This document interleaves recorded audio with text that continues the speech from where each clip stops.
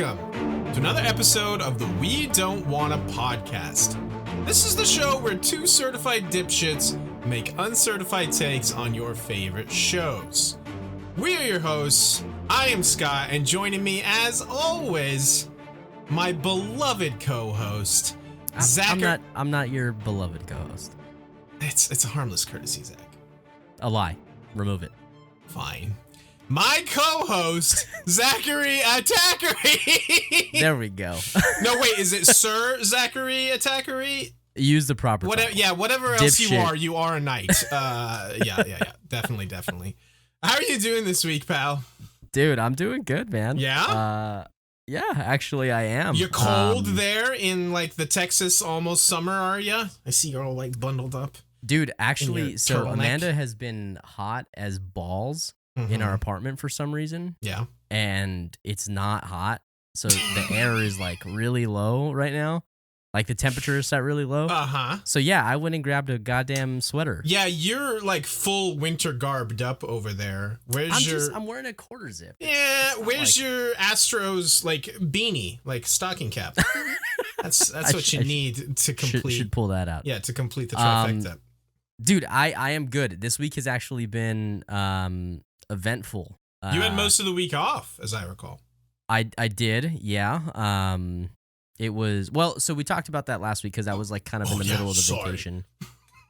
But either way, played a lot of video games this week. Hell yeah. I have started watching that show, The Last Kingdom. Yeah, you've told me I need to watch it. Yeah, it's surprisingly good. I will say, because I'm watching it along the same time as us going through this recap, I find myself too often wishing it was Game of Thrones, and it's just not that caliber. But as in, like, it is good. The storytelling or the production value or the acting. Well, or it follows all of the I above. guess honestly, kind of all of the above. Okay. It follows only one character, and so it's a little bit more narrowed. Sure. But scope. it does do a lot of political scheming. I just feel like when you have a taste of being able to see it from everywhere the way that you do with Game of Thrones, it's I like the way just you like that. enunciated that. Game of Thrones. Game of Thrones. Okay, I had some. Okay, go ahead. Well, I have to ask you. So you texted or tweeted. I can't even remember what it was. You've been so excited. You've been chatting my ear off for like months now about this Northman movie. Since I think like August last year when it was literally announced. Forever. And I was just like kind of neutral on it. I'm like, yeah, it looks fine, but I'm not like super stoked for it. Sure. But what you sent was, I believe the exact phrasing was, saw the Northman. What a glorious mess of a movie. Unfucking. I don't even know what to fucking say, or something along those lines. Yeah. And based on that, I was like, I have no idea if he liked it or hated it. So let's set the record straight here. Did you like it or did you hate it? I loved it. Okay. I loved it. Okay, good to know. Dude, it was just like, you know, the sheer. So you and I watched Dunkirk together, right? Yes, we did. Mm-hmm. Okay. Do you remember walking out of that theater just feeling like so much anxiety? Breathless, yeah. Like anxiety and like breathless and like I had been clenching my sphincter for 2 hours, which I basically had. Well, 90 minutes. That's a tightly paced movie. Yes, definitely. Yeah. It was like that. Now, not due to the like the intentional like anxiety that is pumped into our fucking eyeballs that Dunkirk does, Sure. but it is just such an intense, powerful movie. Okay. Like, that thing just takes its massive veiny dick out and smacks you in the face, like, repeatedly. It is just like, dude. And then it makes a glorious mess, if you know what I mean. And it does leave a glorious mess all over me, Bukkake style, dude. Dude, I've got to tell you, man, the performances are fantastic. The picture is gorgeous. Yeah. And it's shot really, really, really dark. And I feel like that's kind of the cliche. Everybody wants to do something dark and edgy right now. Yeah. But it's in a different light. I mean, I'm gonna compare it to The Lighthouse also, because that is also, in my opinion, a glorious mess. It's just Yeah, I know what you mean. Absurdly intense and weird and uncomfortable. So uncomfortable and weird, and I love it. And this movie is very much like that. Okay. I mean, it's the same director. So it's. But a lot of what The Lighthouse does with that is like there's humor behind it. From what I saw of like the Northman trailer, there doesn't seem to be an ounce of humor in this movie. So in the first part of the movie, there is this kind of very interesting, weird, uncomfortable humor that happens, and it was just perfect, dude. It was so good. Fair enough. And uncomfortable, and I told my buddy who I watched it with that, like, if you as a watcher are not going into this movie like willing to go into the movie and into the period that this is and like live in that headspace, I could see that, like, this specific section that I'm talking about, you'll obviously know it when you see it, but I could see something like that taking you out of the movie and being like, that's weird, and I don't know that I like that. But if you're committed to it, it is fucking amazing. Oh, and Willem Dafoe. I do love me some Willem Dafoe. I mean, who doesn't? Who doesn't love him? Yeah, crazy. Dude, it's insane. I have to say one last thing. The sound design of that movie is terrifying. It is impeccable, dude. It's so good. Okay. So yeah, I truly hope you like it. I will see it at some point. I do not know when. I don't have any current plans to go see it, but because I haven't been obsessed with it for 6 months like you have. I mean, dude, it's just, you know what it is, dude, is I watched The Lighthouse and The Witch like very close to each other. And I adored both of them. The Lighthouse a little more than The Witch. And I love Anya Taylor-Joy. She's in fucking everything right now. She is in Alexander everything. Skarsgård. I mean, it's just filled with insane fucking performances. Okay. And it is intense, bro. Listen, that's fair enough. I'm glad you enjoyed it. I'm glad I know now that you enjoyed it. Because I was very confused by. I'm also drinking some tea out of my yellow submarine. Yes, you are. Beatles Lovely fans. For the Beatles. You know what? The Northman ties in nicely with the title of the episode that we are going over today. Because it does, but I can't allow you to move forward because I've spent way too much time talking about myself. I had a perfect segue. How's your week been? Lined up, and you're just gonna ruin it here. I'm gonna shit all over it. I am fine. My week's been good. The Rockies are still winning somehow. I need to get a haircut. My hair is long right now. That's about all I got. You live about an hour. No, I'm sorry, like 3 hours north of me. Yeah. So north. We're talking about an episode called The North Remember. You ruined it. I live about 3 hours north of you, and yet you have still not gotten your present. And you know, the saddest part is, for people who listen to the Harry Potter episodes and know what I'm talking about, it is now like multiple presents that have piled up that you still haven't gone and come to get. And I should have just mailed them ages ago, but now to keep the meme alive, I have to keep them and give you shit for not coming to get your present. I would expect nothing less. But the North remembers, Zachary. I am the North in this. Is it weird to me that this episode is called The North Remembers? I feel like there are later episodes in the series where this would fit better.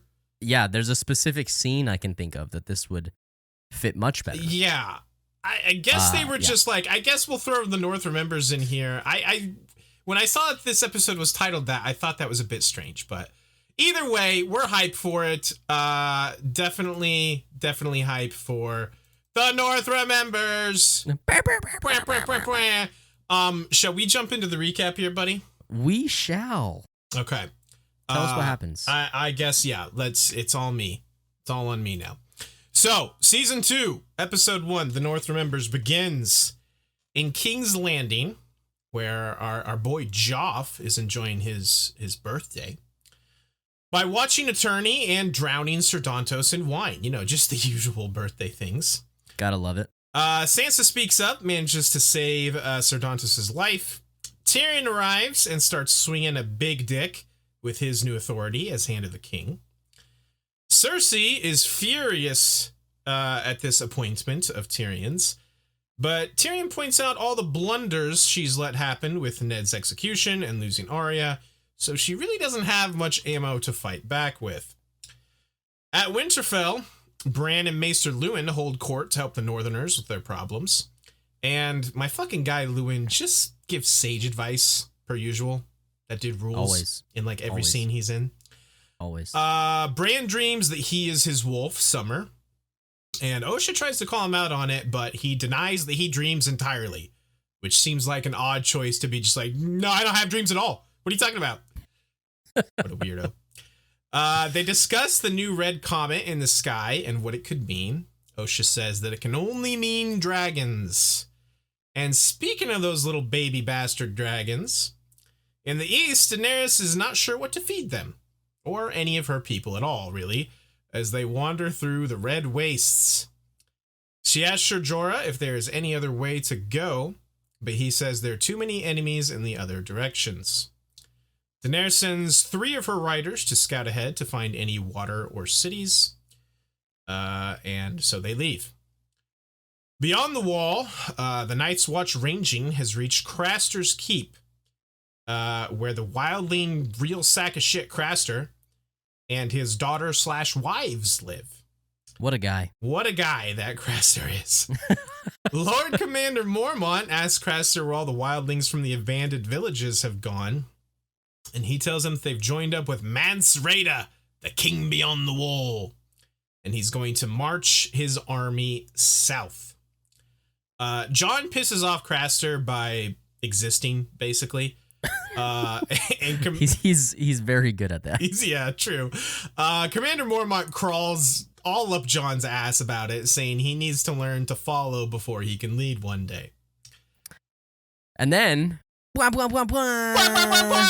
New major characters alert. New major characters alert! Thanks for the hype. Yes, you're welcome. Always. On the Blah, blah, island blah, of blah. Dragonstone. Oh my god. On the island of Dragonstone, we meet Davos Seaward. Hell yeah. My guy. Fucking guy. Stannis Baratheon and his red priestess Melisandre. So hot. Or as the audiobooks say, Melisandre. No, it's like Melisande. Melisandre. It's weird. They are burning statues, the idols, of the 7 gods to honor her god, the Lord of Light. And Stannis gets a spicy new sword. Ooh, it's so spicy. By spicy, we mean literally flaming. It's a spicy sword. The Maester of Dragonstone tries to stop them and then tries to talk Davos into talking sense into Stannis, but Davos is Stannis' man through and through. What a good guy to have in your corner, by the way. He is. God, what a guy. You want Davos in your corner for sure. Oh, yeah. Always. Stannis sends copies of a letter throughout the realm proclaiming himself, with many corrections in that letter, Yes. Just a few. as king, and Cersei's children as little incest bastards. Hashtag true. True. Davos suggests making peace with Stannis' brother Renly or Robb Stark until they defeat the Lannisters, but Stannis is not having any of that shit. No, sir. The old Maester tries to pull the old suicide poison drink maneuver. The old quick one. I love that maneuver. The old suicide poison drink. Yeah. The hey, I'll kill myself while I kill you maneuver. Classic maneuver. Classic. Maneuver. To kill Melisandre. Melisandre. But she drinks the poison, no prob, and she's like, hey, that was some tasty shit, and he super dies. Super dies. Super dead. Not just regular dead, super dead. It's crazy how quick it works. The dude takes a sip and is like, yeah, man. She's She's like bleeding. Yeah, and she's like, yo, that shit tastes good.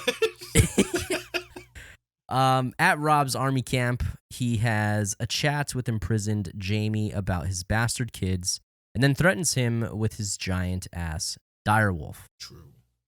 Hell yeah for CGI direwolves, by the way, I just have to say.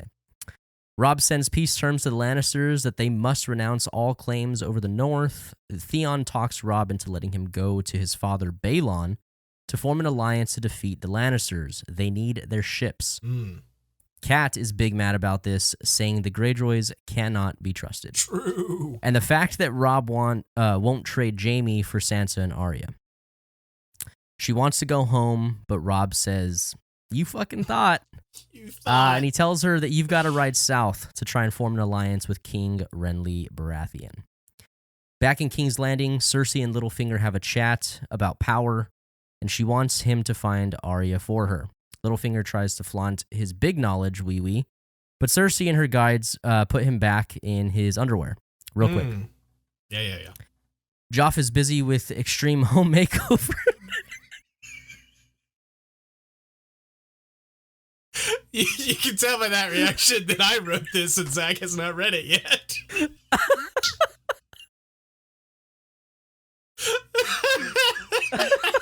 You're so stupid. Yeah, true. Oh, fuck me, dude. Joff is busy with extreme home makeover. Red Keep Throne Room Edition. Dude, I hadn't even finished the full time. That's so good. Oh, man. Joff asks Cersei how many bastards Bobby B has, and she slaps the shit out of him. Deserved. The City Watch... Yeah, deserved.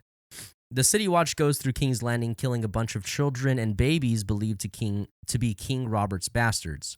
The City Watch finds out about Gendry from his from the Armor Master, and are now after the band of Night's Watch recruits that Arya is traveling with. And that's how the episode ends. Yeah.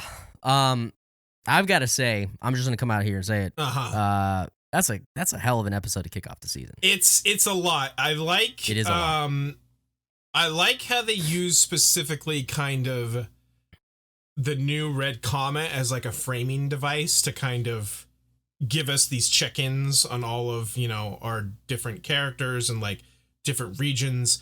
They do a cool, it's just the way it's edited and the way it's shot, I think is just really cool and interesting, where they like always show the comet first when they go to like a new area, whether it's beyond the wall or in the east, and they just kind of pan down to, hey, here's Dany and her Dothraki fuckers, or hey, here we're beyond the wall and here's Jon and Sam and them. And I just think it's just a cool. Do they see the comet when they're up north at beyond the wall? Yeah, I'm pretty sure they do it every single time, if I'm not mistaken. Interesting. I don't remember. I could be wrong, but I don't think I am. But I just think it was a cool narrative device they used to like not only just give us like a cool visual, but just kind of use it to kind of tie. These are very different storylines and like places that are happening, but it still just kind of grounds you in like, hey, this is all the same world. All these things are still happening. Definitely, yeah. I mean, they always talk, or we get a lot of talk about, the stories overlapping, right?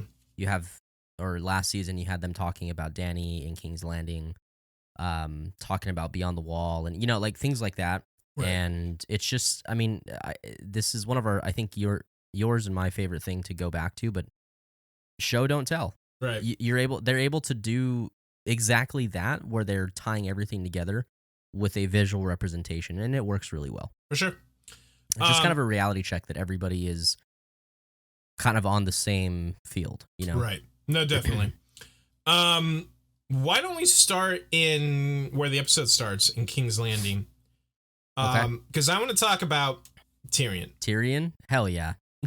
There are really three main things that stick out in my mind when I think about season 2 of Game of Thrones. One of them is Blackwater, which I won't say any more on that. Sure. That speaks for itself. Yeah. If you've seen the show, Yeah. The second one is a series of scenes that happens between two characters that I love, and I think those scenes are amazing. I know exactly what you're talking about. And the third one is Tyrion at the top of his game. Like this is the season of Tyrion. And we get our first taste of it here, him just swaggering his way into King's Landing, just being his quippy, like charming but also a dick self. Putting that bitch Joffrey in his place, just swaggers into the small council room, puts Cersei in her place, the dude is just like on point throughout the entire episode, and it's so good. Yeah. I took a quick note on him, and I wrote that Tyrion just continues to display empathy and understanding beyond probably any character in the show. The Sansa thing. I love that. Yeah, so much, dude. Yeah. It's the type of attitude that really makes you as a watcher, I guess, gravitate to a character. Yeah. In any series, right? Whether it's Game of Thrones or anything else, you get that character who understands and is willing to go outside of kind of like the status quo of their particular setting, and like to outreach and understand. And you're like, yeah, I'm with you, man. I love that shit. I love that, like, you can tell how much like Tommen and Myrcella love him. Like, Joff is an asshole and is beyond help, but like his other niece and nephew like love and adore him. They're like, I'm glad you're not dead. And he's like, saying hi to him and chatting him up. And right, exactly. And then like, like the thing with Sansa is so good because like this show wants to condition you to like hate the Lannisters. Like they are like ostensibly the bad guys, but like how can you possibly hate this guy?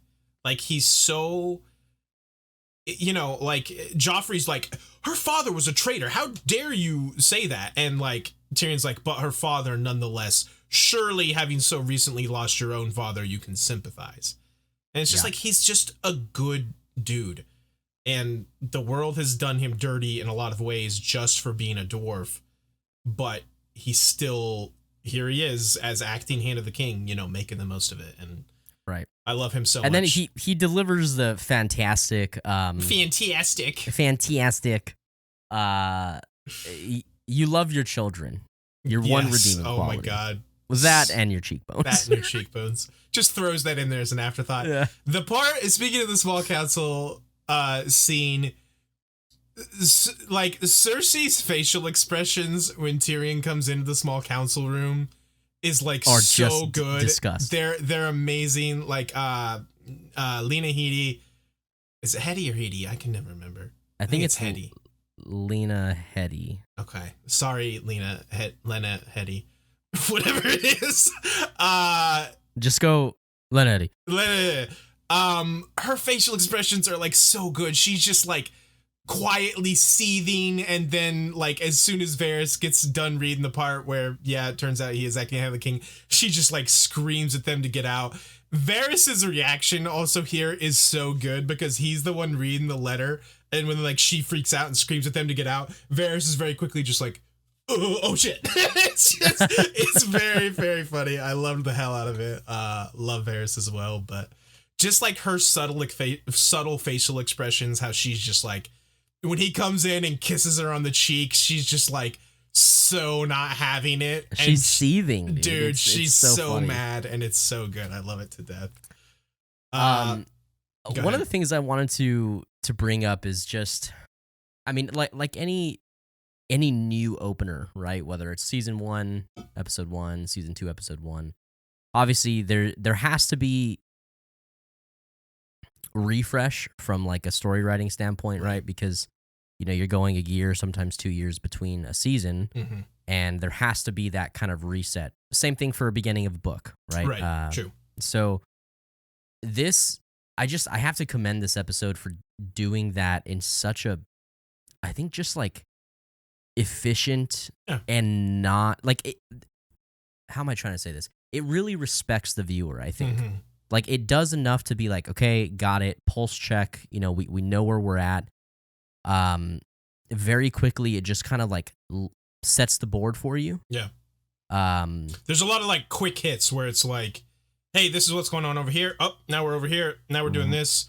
But it doesn't like you said, it respects the viewer enough to not be like, oh, hey, here we are doing this. Remember? Hey, we left if the you wall. remember that, right. Ned Stark died, right. Yes. Things like that, and it's not just a matter of jumping around and showing kind of where they're at. Like even the dialogue that's had, there's one thing specifically that I think I'm talking about, but like there's several mentions of how there's so many kings now. Yes. Right. It's a common thing. Like several people are making that comment, whether it's a joke or in seriousness. And it is really just to further that like I guess like setting of the field, everybody is declaring themselves a king, and we get that fleshed out, especially when we get the scenes on Dragonstone. Right. It's really good. I'm a big fan of that, and also hand in hand with a brand new season starting, lots of new introductions. Yep. We've got let's hit Stannis, the Dragonstone the fucking captain of grammar himself. I was gonna say, one of my notes verbatim says Stannis immediately establishing himself as Mr. Correction, Mr. Grammar Correction. Oh yeah, the dude just cannot let anything go. Yeah, he's always that dude. A that's lie. Like, take it out. It's your like apostrophe re, not you. Yeah, he's that guy. He's the guy that you send like a 4-page long text, and he responds the little asterisk and then the correct spelling, and doesn't even like say anything else. He is the grammar Nazi for sure. So we get Stannis, we get Melisandre, we get Craster, Davos, and even just the introduction of the Eastern religion. Yep. Where they, their god is the Lord of Light. Is there a name for this religion? I was trying to think of that when I was taking that note. And the R'hllor is like the actual name of the Lord of Light. I don't know. You know what? I should know this. I don't know if there is an actual name for it. Don't forget about my fucking dude, Dollar said, though. He is introduced in this episode as well. You know, I have to admit, I always forget that he, I feel like he's inserted in a way that makes you feel like he could have been there all along. Like he's always been there. Yeah. It's very well so done. I have to call out his amazing line in this episode when they show up at Craster's, which is just an absolute shithole. And Ed hits us with the line, I was born in a place like this.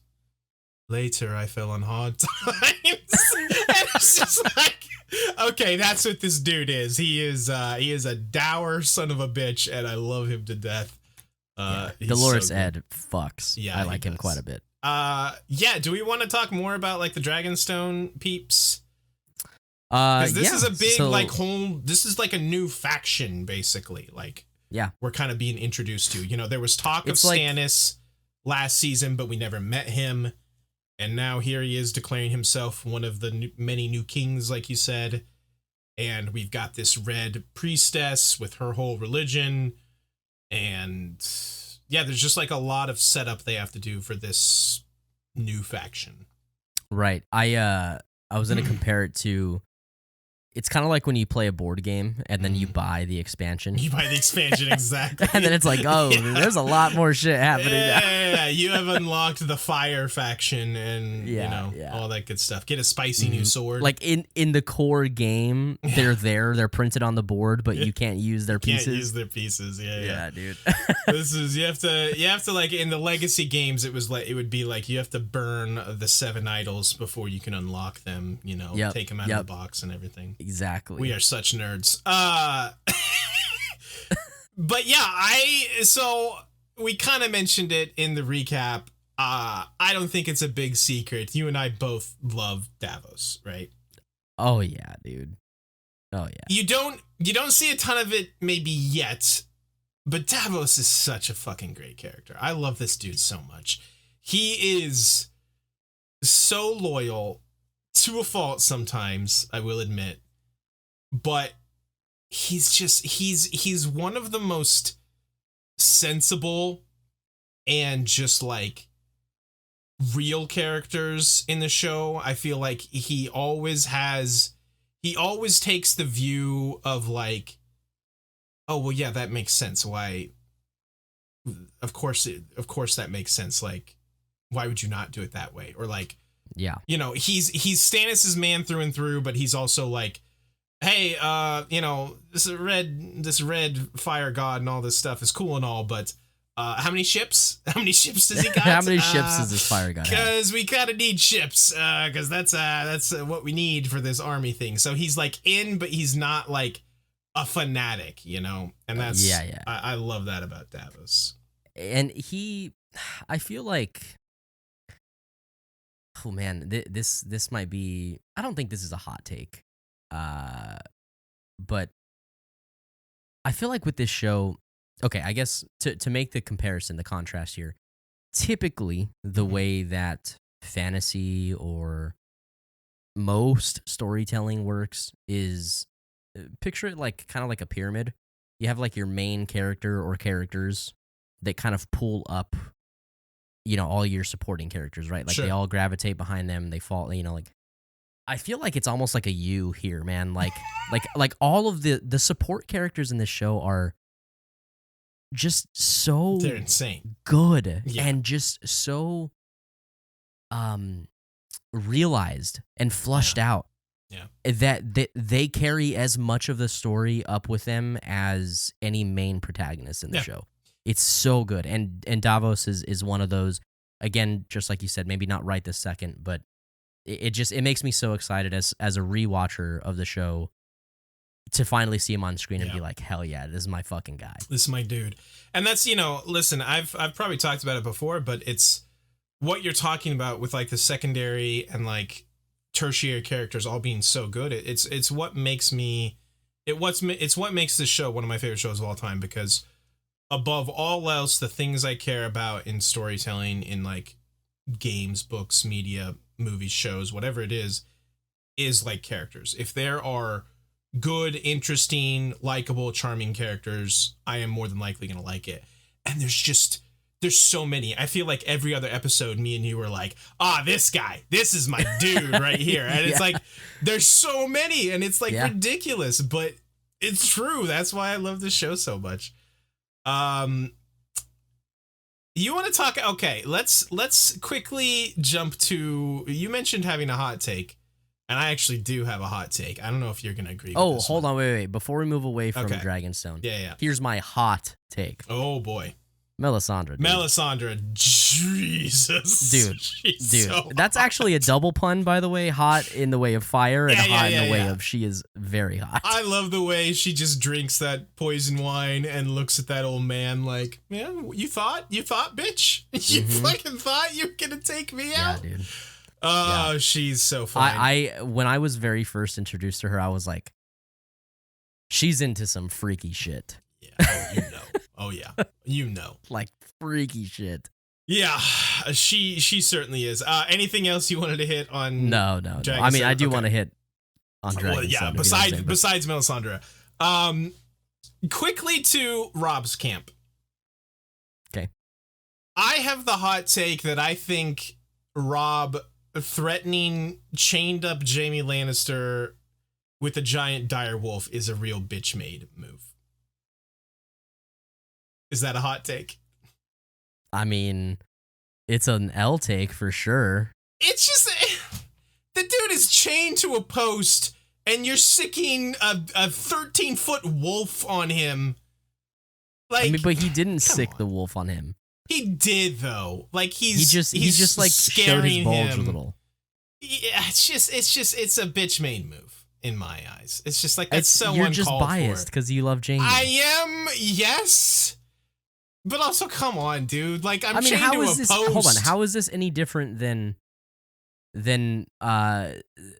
like sending Mord to go beat the shit out of Tyrion and like scaring him up against the back corner to where I he thinks he's gonna fall didn't off? say it was like.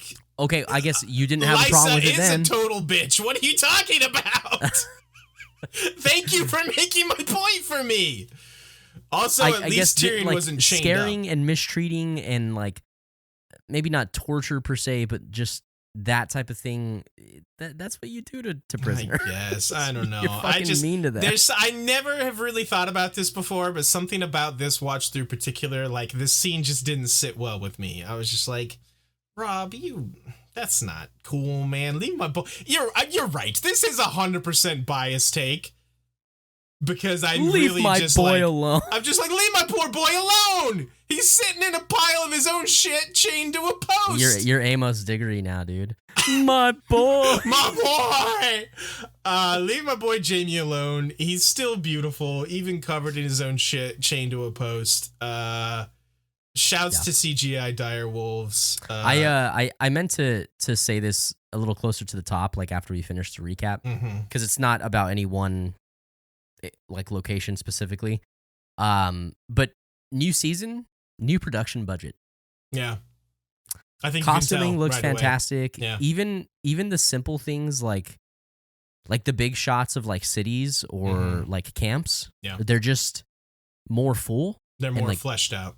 and like just bigger. Yeah, for sure. Yeah. And again, also of course, Greywind being CGI'd to be Yeah. massive. That's cool as shit. They're not just like huskies. Husky dogs. They're not just I like mean, actual dogs. and I'm fine with that because like they were still growing, you know? Like Yeah, sure. they're still puppies and it's fine, it works. So I don't think there's so Theon, you know, goes to Rob and is like, "Hey, let me go chat with my dad. I got this great idea. I got you this great idea. I'm gonna get you these ships." And Rob is just like, "Cool." And Kat, to her credit, is like, "Yo, this is a terrible idea. The Greyjoys." I think she said something to the effect of like, "I do not trust Balon Greyjoy because Balon Greyjoy cannot be trusted, or he's untrustworthy." He is not trustworthy. Yeah. And Rob is just like, "Nah, dude, I got my dude Theon says he can get me these ships. These ships, bro. He's got the hookup." Yeah, dude. And knowing what comes, you know, we won't get into it, but Catelyn just told Rob, dude, you know you just invested in a Ponzi scheme, right? Yes, like this is not gonna work for you. And This Rob's like, nah, crypto- man, I'm my guy. Rob's like, "It's going to the moon, I swear."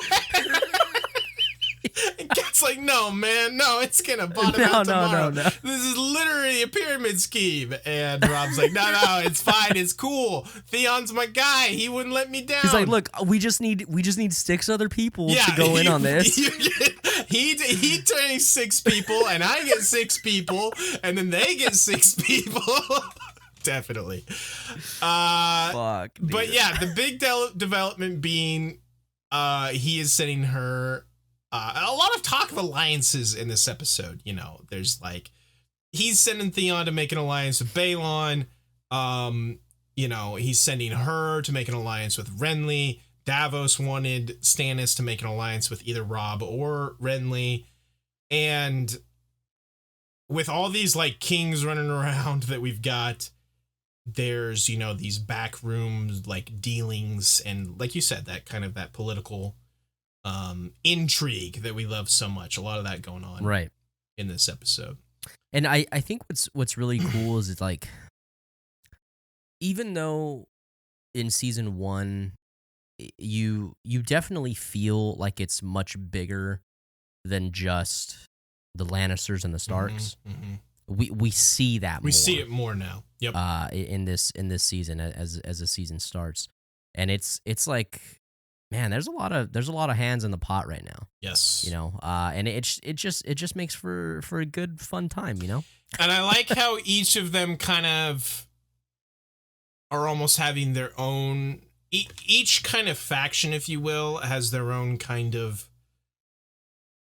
feel and differentiator. Like even the two, we haven't seen much of like Renly, and kind of his new retinue yet, but even amongst the 2 Baratheons, there's the big differentiator of, we got the Fire Priestess, you know, followers of the Lord of Light Baratheons over here, and then the wannabe Robert, you know, Baratheons over here, basically. So I do like how each kind of faction has their own lane, if you will.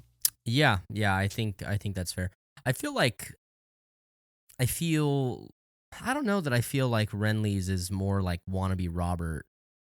I feel like his is like, it's just this like very soft, pretty, yeah, like power in numbers, but not actually powerful. Well, yeah, we'll definitely see more of them and what you're talking about in a couple episodes, but I guess I just think of more like in the books. It's mentioned several times how much Renly like looks like Robert, and okay, right. So I think of it kind of in that way. But you're right. They do still have their own lane, even apart from wannabe Robert. Go ahead. I have a quick note. Yeah. I was just gonna say for this is, I think, just something interesting to know if this is your first time watching, um, or reading or both.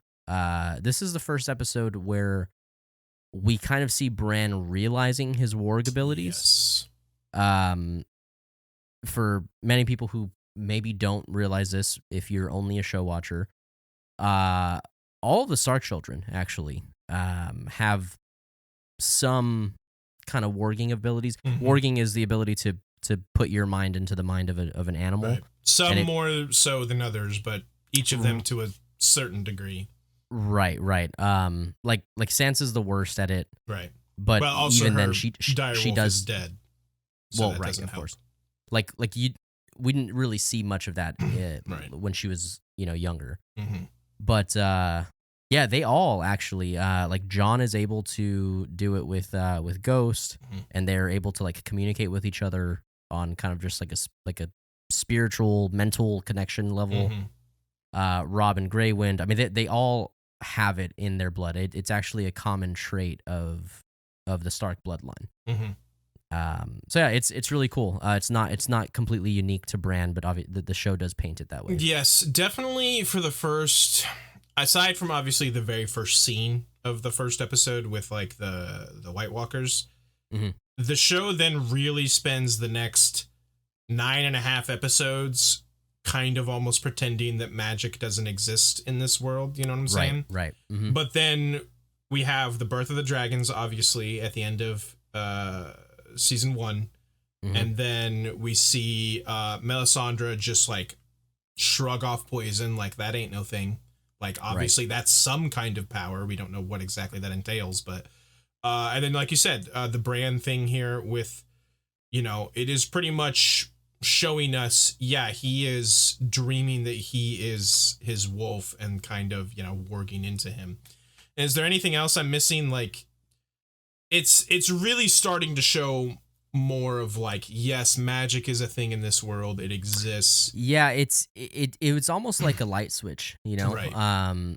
It's like- talked about a lot, like probably later in the show and in the books, of like dragons coming back into the world awakes a lot of kind of old magics as well. So Yeah.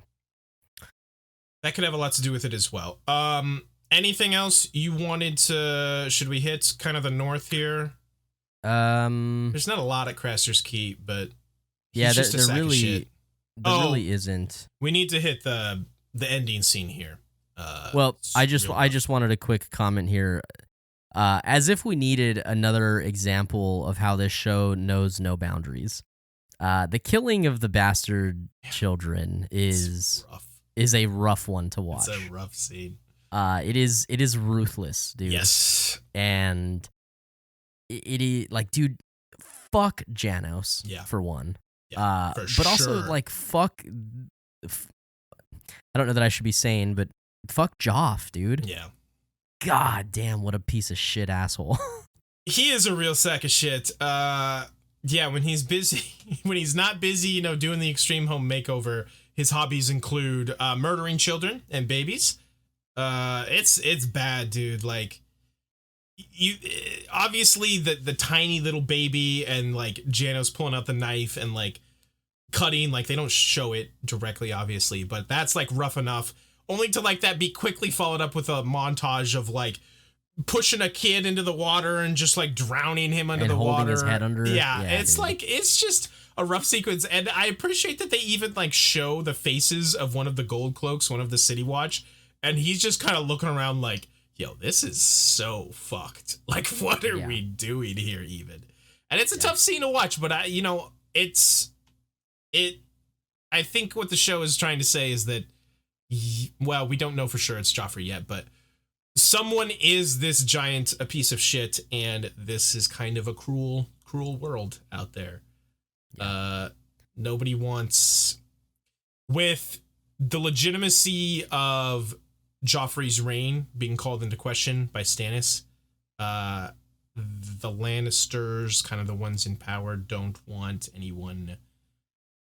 of Robert's true-born children, heavy air quotes on that because they're not really true-born, but they are actually Robert's children, to be Yeah, I think threatening it's funny that power. every single one of them has comically black hair. Yes. Like comically. Like they Yes. literally took spray They paint took and spray was paint like and just black as This- fuck. The seed hair. is strong, baby. The seed is strong, John. And I feel like Robert Baratheon had more of like a dark brown black hair. Like I yeah, don't but it was just very gray. Like he's an old man. He just got a little gray in there. Mark Addy, he's sure. he's Okay. had too much wine, too much women, too much Mhm. blackberry jam. You know how it goes. You know how it goes.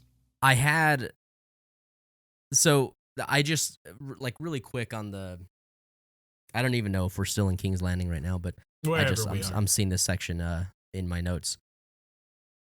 How funny is it that I completely forgot about this. We made a joke about this like some point last season, how many times we had to hear Littlefinger's backstory. Yeah. And we fucking hear it again in this episode. A kind of somewhat condensed version, but yes. God, dude. You made Gods, your I own was sigil. strong then. Gods, I was strong. Some say even brothers and sisters. This fucking guy, dude. Dude, Aidan Gillen, I continue to be just mesmerized by his He is delivery. absurd, man. It's I so hate him. funny. I don't hate love him, it but I so hate much. him. You know? I love it. Yeah, that's a cool scene from Cersei. Just like I feel like she needed a W in this episode because she takes a lot of L's with Tyrion, and then she slaps the shit out of Joffrey, but he's kind of sort of takes L's with him too. But like she's like, I gotta show somebody that I'm still large and in charge around here. I'm just gonna go, pretend to have Littlefinger killed for a second, and then I love the way she's like, oh wait, I changed my mind, don't kill him. And it's just like, it's like Cersei she needed that just to like remind herself even of like, I'm still cool, I'm still great. Definitely more for her than for that anybody else. was a win for her. She was not needed it. proving a point to Littlefinger. It was to herself. It was definitely for herself. She needed that self reassurance. Was there anything else? The Crasters keep shit. Like, I mean, he's just a sack of shit, and they're kind of finding out some information about where the wildlings are. I don't think there's a lot there. Where the wild things are. It's a great book. Thank you. I thought it was a little unnecessary for Mormont to just climb all up John's ass over such a small thing. boy? Like, all he did was like say, we're not Southerners, and not much else besides that. I kind of thought that was out of line from our boy Mormont. Dude, how about Craster being like, you're prettier than half my wives. You got a nice wet twat between your legs. Wet twat between your legs. Well, listen here, Nice wet bastard. Bastard. He does not like bastards. Yeah, dude. He kind of sounds like Alistair. Like his inflection. Got a nice wet twat between your legs. A little bit, but Sir Alistair, despite being a giant asshole himself, is infinitely cooler than fucking Craster. What a sack of shit. While we're up there, one more quick line I loved is when Gren tells Sam, your ass killed the sledge. He's like, you offered me a ride, and Gren's like, I just wanted to hear you stop complaining about your blisters. I love like that quadruo. What do you call four people? Squad. Okay, sure. Of Ed and Gren and Sam and John. I love like just their banter so much. I guess it's less John and more the other three. John doesn't really do the whole banter thing much, but they're just so fun. I love them all. Yeah, they are a good time. I have one quick note in the East. Mm-hmm. Should we go there? Sure. Yeah. There's not a lot that happens, but yeah. Yeah, there's not much that happens. There's a funny thing, and I might get some shit because I know that people love Daenerys. We're already about 3 miles down the Daenerys hate road. I know. Might as well keep it on brand. It's just a small thing to kind of pick at, but like I guess what I'm trying to do here is I'm trying to give real examples early in the series to be like, she's always been a fucking little baby bitch. Okay. And so the one that I saw in this episode is Jorah's telling her, if you go this way, they'll blah blah blah and take your dragons. Oh yeah, I know. If you go over here, they'll blah blah blah, take your dragons. Blah blah blah, take your dragons. And she's like, no one will take my dragons. And it just was like eerily reminiscent of like a child being like, petulant child. No one will have my toys, or like no one will eat my food, or like that type of shit. It's a little Joffrey, if we're being honest. It is a little Joffrey, if we're being totally honest. Yeah. So look, we've seen the way this thing ends. You may not have, but we're calling it early. Daenerys does not have the most sound and logical mind on her. She does a lot of inherently good things throughout her run. Mm-hmm. But she also has another line here where she's like, I promised them their enemies would die screaming, which I'm like, okay, slight red flag there. But then she's like, how do I make hunger scream? And I loved the way Ser Jorah responded, where he's just kind of like, a trick I haven't learned. A trick I never learned, I'm afraid. And just like, I do like Ser Jorah. Like the dude is like trying to give her good counsel, but a lot of times she's just like. There's even a couple shots in this episode where she makes those comments, and Jorah just kind of looks at her like, yeah, exactly. Are you all hearing her right now? Right? Is this just me? Is this just me? Is this a me? If it's a me thing, I'll let it go. If it's a me thing, I'll let it go. But I don't think it's just me. I do like me some Ser Jorah. Is that all you got? Oh, real quick call out. Another great line is Shay and Tyrion when you can smell cum from the balcony, which is a classic line. Same.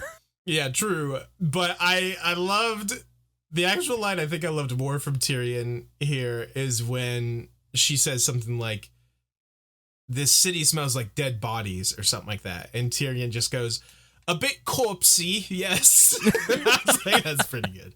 That's pretty good. Fun fact, corpsey. I actually live in the flat beneath Tyrion and Shay's room. Is it a bit corpsey? So all the cum that she was smelling is... is you. Yes. Yeah. It's just me. It's just only you by it's yourself. Just me, dude. By myself. No one else. It's like the South Park... There's a spooky ghost. This is ectoplasm. That's Zach just in the room right below Tyrion and Shay. What's funny That's why they can smell cum from the balcony. I don't have a lot of South Park references, I feel like. Because I don't watch it often. But that is one that is so good. Funny. It's so funny. It is. All right, are we ready to get into our final segment here, Zachy boy? I was born ready. You were born ready. It's time for Let's Ask Marin Trant. Marin, Sir Marin Trant. What do you? No, I'm kidding. That's not our segment here. Our segment, of course, is Who Be Thrown In. Hell yeah, Who Be Thrown In? Who Be Thrown In? This, of course, our weekly top 5 of who's making moves, who's doing cool things, who is on the track to be a baller. This one might be tough, Zach. I think one is very easy. I think Tyrion should shoot up to number 1. Okay. Wait, did you just read the list and I didn't realize it? No, sorry. I did completely skip the list. Okay, where we last left off at the end of season 1, Robb Stark was number 1. Sam, big jump to number 2. Tyrion at number 3. Daenerys Targaryen at number 4, despite my protests. And Jaime Lannister at 5. Oh, I was like, how is Jaime at 5? He was captured. It was because the amazing lines he had to Kat about just him being a baller. So yes, I think Tyrion, he had too good of an episode not to be a number 1. I would agree. Okay. Let's throw him up there. Okay, Dany's coming off. Dany's coming off. She's barely in this episode. She's lost in the desert. She doesn't know what the hell she's doing. Jaime's also coming off. Jaime's coming off. He's getting his face. He's getting that just gross wet dog smell and like direwolf breath like right in his face. It's just not Gotta great. love that shit. Yeah, you gotta love it. Man, I don't know, honestly. I mean, I think Stannis needs to be talked about. Does he have? I guess he gets that spicy new sword. Yeah. I do. I'm very prepared, so I super have a picture ready for Stannis already. But why don't you, just take this time, just because, just for shits and giggles, to do your thing. If you guys are not already following us on Twitter, Instagram, Facebook, any of the socials, you can find us at We Don't Want a Pod. We post some fun stuff. We post episode updates. We interact actually with you guys quite a bit. So if you guys are wanting to be a part of that, that would be super awesome. Also, in the episode description, there will be a link to our Discord server, which has been kind of growing just a little bit. We have quite a few new people joining the wannabes list. If you want to wannabes, yeah. Hanging out with you guys, talking some shit. Talking about Game of Thrones and Harry Potter and all that good stuff. It's just, I think I put out a post on Instagram a couple days ago, a few weeks ago from the time you guys are hearing this. And I feel like one of the things that Scott and I just truly love and appreciate about doing this podcast is kind of the interaction that we get from you guys, getting to chat with you all, hearing the feedback, hearing the takes, telling us when we're stupid, telling us when we're right, because that's more often than not. More often than that one, yeah. But yeah, it's just it makes it so much fun for us. And it's cool as hell when you guys are able to interact with other people who are doing the same thing. So joining the Discord, I think, is the best way to do that. It would mean a ton. Scott, have you gotten Stan? Oh yes, I see Stannis. Yeah. Stannis is up there. Do we think Davos makes the list?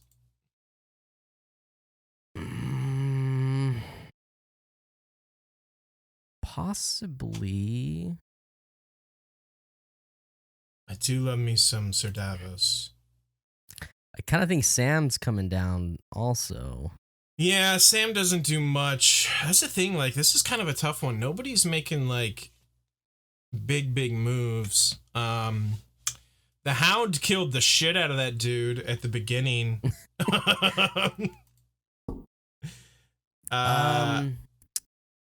Okay, so look, do we go strictly power ranking right now, where they stand? Should Cersei? Do you think Cersei goes on the list? No, man, she took a lot of L's. She did. I was actually possibly gonna mention Joff. Ooh, he's a sack of shit, but he's the king right now. He's kind of in a good spot. You're not wrong.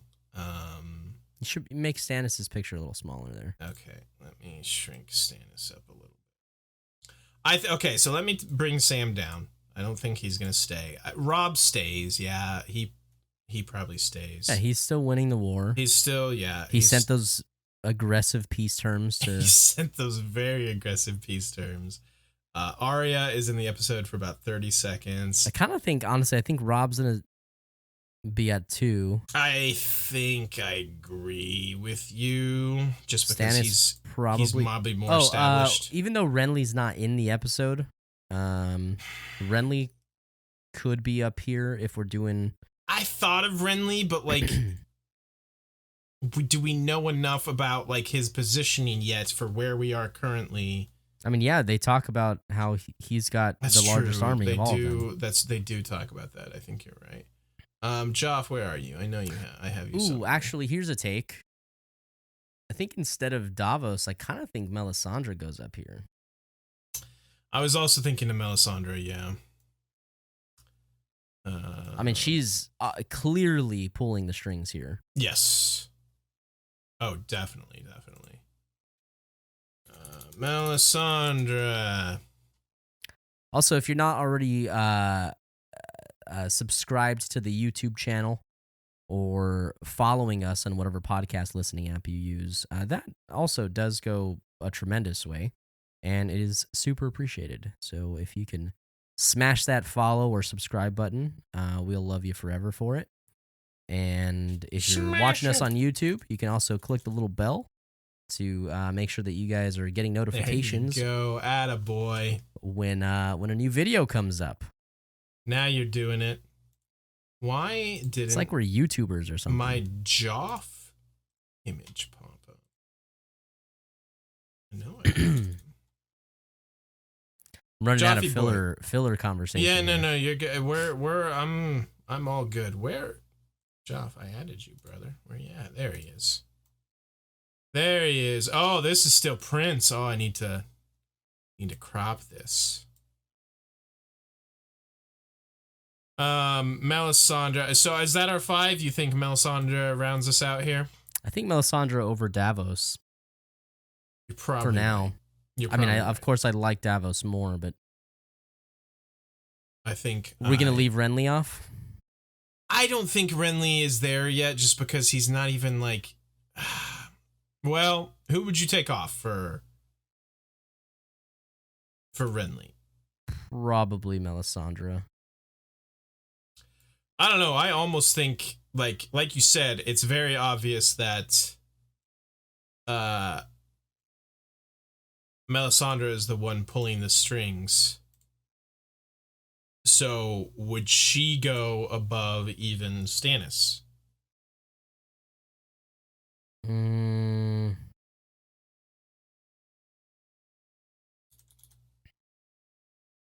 No, I don't think so. Because I think that Stannis would still have his position that he has right now without her. Heyo. Heyo, there she is. There she is. There or she blows. Our final option is Renly, who I know I have already. He was in season 1. Renly, where you at, buddy?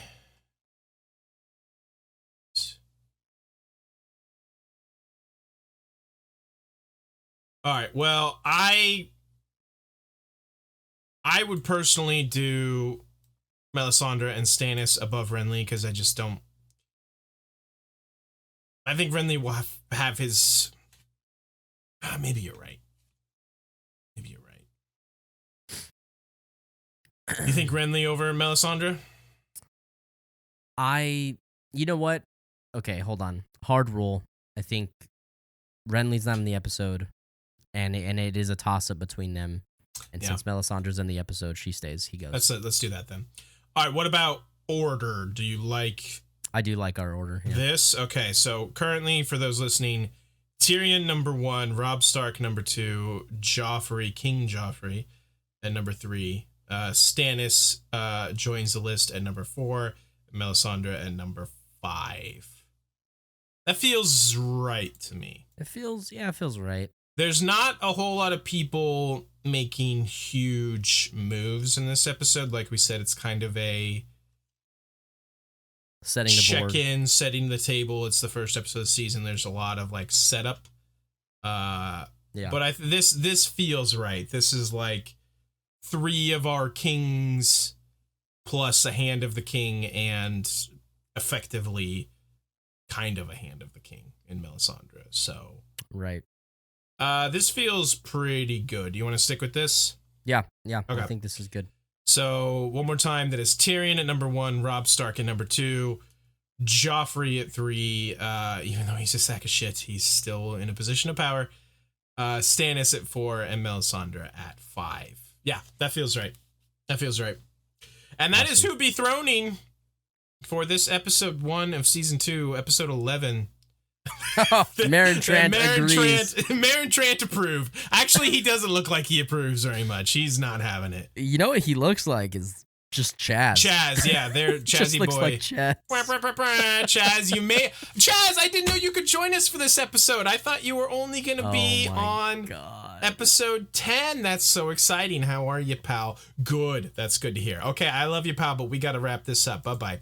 That is so stupid. fuck. Why did you take us out of here, Zach? Yeah, we appreciate you guys listening. That was a fun episode to talk about because I feel like there was a lot to go through. And we love talking about this shit. Definitely. And we love you guys hanging out with us and listening to us talk about this shit. Mm-hmm. And what we might like even more is telling your grandmas to listen to this episode and all of our other episodes talking about this shit. Because we love grandmas here on the We Don't Want a Podcast. So tell your friends, tell your grandmas, follow us on Twitter, Instagram, subscribe, click the like button, the bell. Oh my God. Get out of here, Mary Trent, you creepy son of a bitch. He's just peeking in. I'm sorry, folks. I can't control him. Oh my God. If you are an audio listener, you gotta get on the YouTube bandwagon here, man. This is too much fun.